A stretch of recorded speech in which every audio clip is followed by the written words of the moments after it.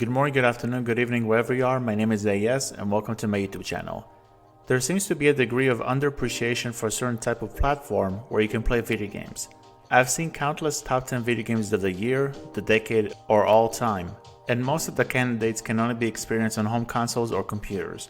This emphasis on consoles and PCs is deservedly so, as some of my favorite video games of all time such as The Matrix Online and Deus Ex force you to sit in a single room in front of a single screen. Yes, you can always play on a gaming laptop, but today I want to focus on the devices that are more user-friendly and solely used for gaming. In other words, today we will discuss several handhelds that should be praised for their game catalog, their button layout, or company features. Before we proceed, a few rules have to be covered.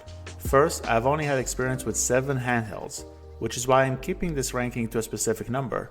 Secondly, these handhelds are all praiseworthy, but they are ranked based on my enjoyment from them and which one I believe will be the best pick for someone who has never played video games on the go, excluding mobile games. Lastly, this ranking is obviously subjective. If you have another list of handhelds that you would recommend, please let me know in the comment section and we will discuss them. Without further ado, let's rank my top 7 handhelds as of the recording on this video. Number 7, the Nintendo Switch. Released in 2017, Nintendo's most recent dedicated device is, as far as I'm concerned, the first successful hybrid of a home console with a handheld device. A slick screen, a nice catalog of AAA games and indie titles, and the ability to play titles such as The Witcher 3 Wild Hunt and Wolfenstein 2 The New Colossus on the go makes the Nintendo Switch a nice option for newcomers. Unfortunately, there are a few points that hold the Nintendo Switch in place at the number 7 spot. For one, the Virtual Console, which is an online platform that started in the days of the Nintendo Wii and allowed you to download games from older generations, is straight up pitiful on the Nintendo Switch. Having the ability to play older games tied to online subscriptions instead of giving you the opportunity to purchase individual games is downright asinine. Nintendo's latest console handheld hybrid also lacks basic features, such as voice communication with other players and messaging system. These two features do not exist in most handhelds, but the Switch is a hybrid and thus expected to give you the options to perform them. Lastly, the quote-unquote exclusive lineup of games for the Nintendo Switch is disappointing to say the least. There are great games on the platform such as Astral Chain and No More Heroes 3, sure, but most of the first-party titles are simply rehashes of titles that already existed in other platforms such as Donkey Kong Tropical Freeze and Pokken Tournament. The Nintendo Switch is the most accessible option for someone who wants to play video games at home, but then immediately unplug and continue their progress on the go. However, there are some caveats of which you need to be aware. Number 6, the Nintendo 2DS.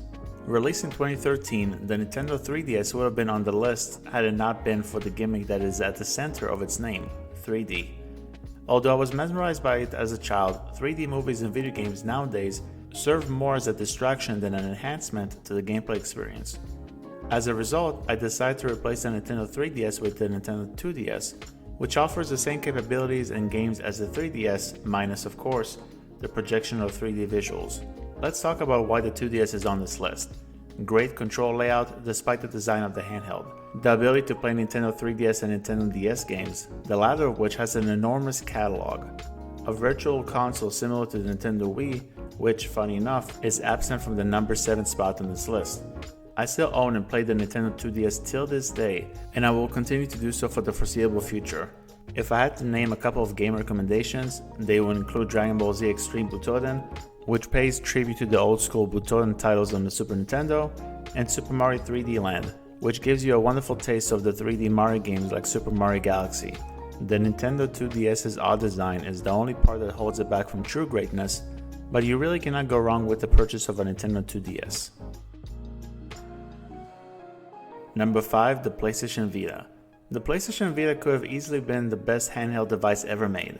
An inclusion of 2 analog sticks allowed for much more accessible shooting experiences, such as Killzone Mercenary, which is my favorite title in the franchise till this day.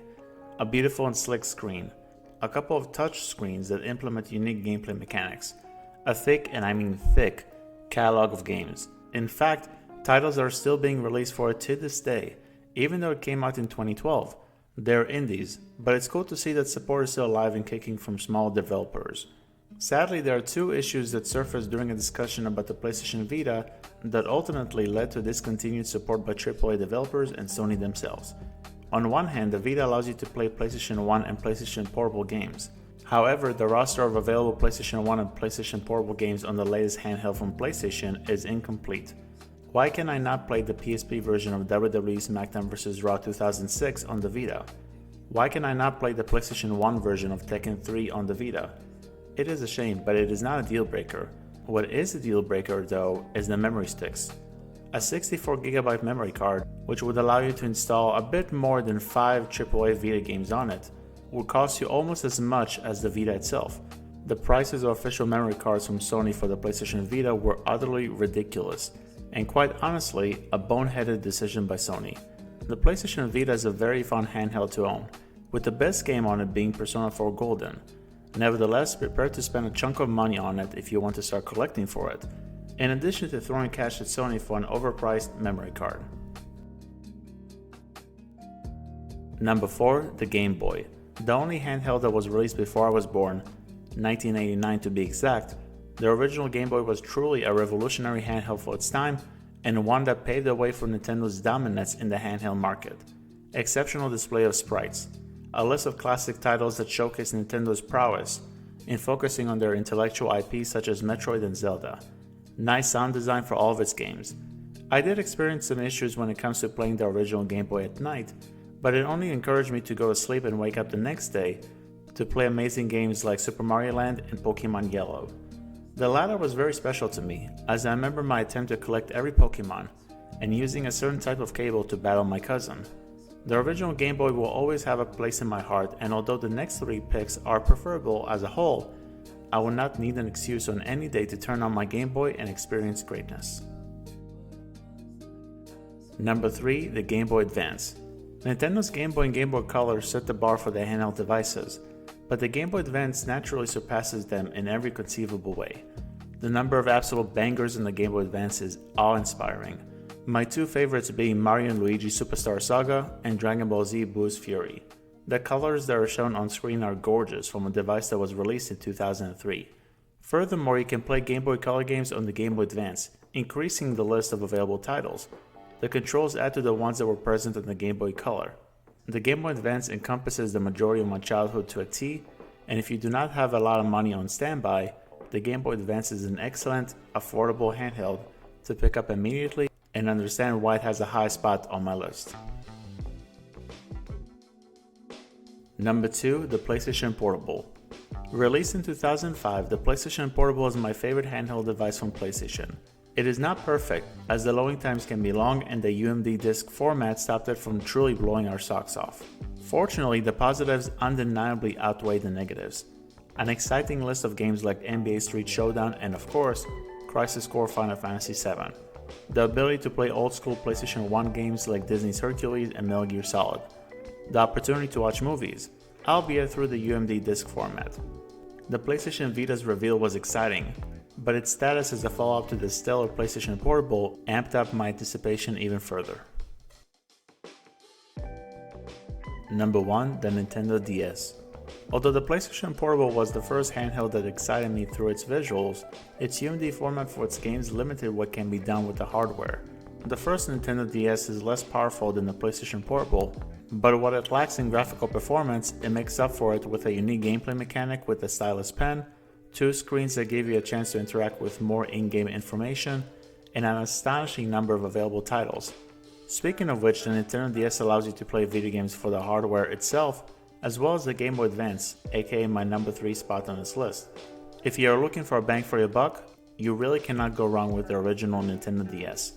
Nevertheless, if I can only name 2 games that you should absolutely purchase, they would include Pokemon Soul Silver, the best Pokemon game ever made, and Guitar Hero On Tour, which implements a fantastic accessory to emulate my favorite music game of all time, Guitar Hero 3 Legends of Rock. The concept of the Nintendo DS, the games, and the backwards compatibility leave me no choice but to name it as my favorite handheld device of all time. Well folks, that's the end of the video. Thank you very much for checking it out. Which video game handheld is your favorite? Please let me know your thoughts in the comment section below. Till next time, have a great day or evening wherever you are. My name is AES, and I will see you guys in the next video. Bye bye.